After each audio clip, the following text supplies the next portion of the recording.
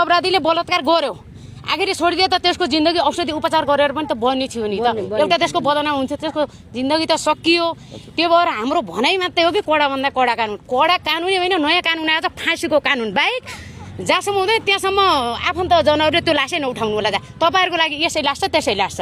कञ्चनपुरकी निर्मला पन्तको बलात्कार पछाडि हत्या भइरहँदा पनि म त्यहाँ रिपोर्टिङको लागि गएको थिएँ। त्यति बेला पनि भनेको थिएँ कानुन संशोधन गरियोस् तर अपराधीलाई फाँसीको सजाय होस् भनेको थिएँ।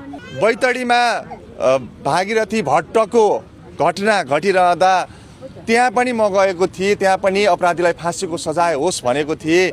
बझाङमा सम्झना विकको हत्या भइरहँदा त्यहाँ पनि पुगेको थिएँ, त्यहाँबाट पनि मैले भनेको थिएँ हत्यारालाई फाँसीको सजाय होस्। आज म सुर्खेत आएको छु, सुर्खेतमा इनिसाको पनि बलात्कारपछि हत्या भइरहँदा म यहाँबाट पनि भन्छु हत्यारालाई फाँसीको सजाय होस्। यसरी तडपाई